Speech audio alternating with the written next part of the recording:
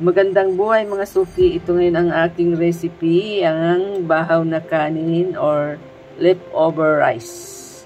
Ayan, ito ngayon ang aming almusal. Mainit na yung ating kawali, maglalagay na tayo ng olive oil. Ayan, dalawang kutsara lang aking ilalagay.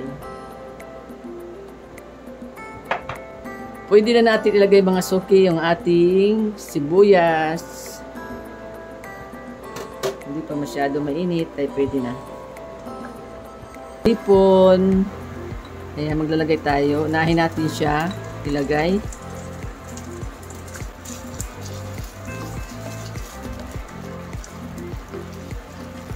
Ayan, in-slice ko na yung aking hipon dahil malaki. Malalaki siya. Yan, ano lang yan, 2 perasong hipon.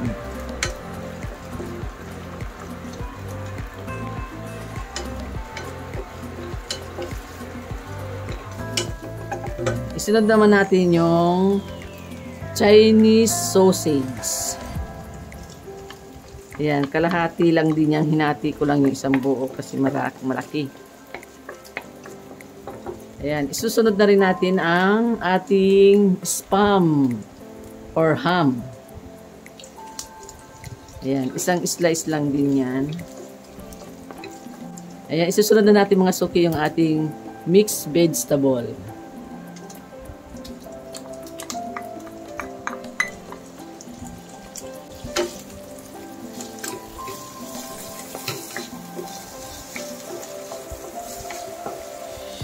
Ayan, pwede na natin ilagay mga suki yung ating rice.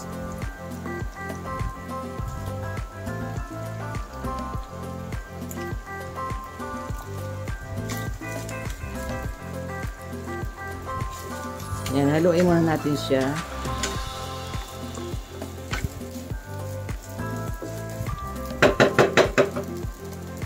Maglalagay tayo ng 1 kutsarang toyo. Soy sauce. Ayan, haluin lang natin siya.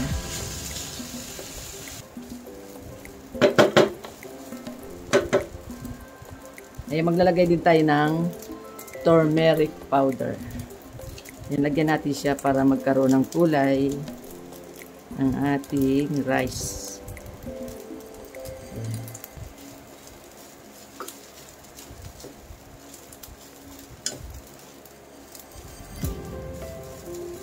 Ayan, haluin lang natin siya. Ayan, maglalagay din tayo ng ating Himalayan salt.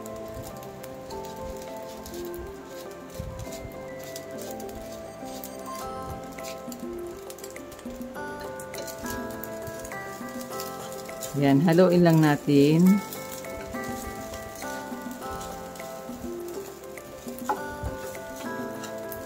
Ayan, sarap na. Ayan, itabi muna natin itong ating rice. Ayan. Diyan lang natin yan ilalagay. Hindi natin siya aalisin. Ayan.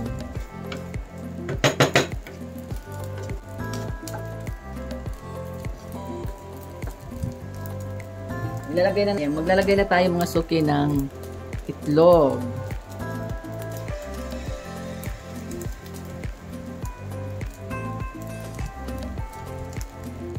Ayan, pwede na.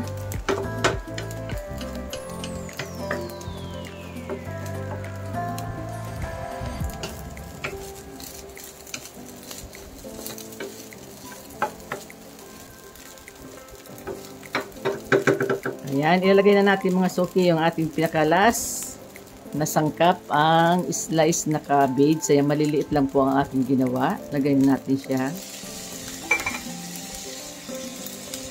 Halo natin.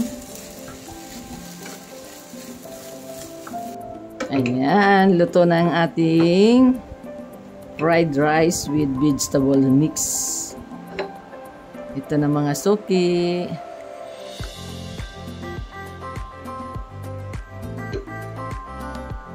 Oh.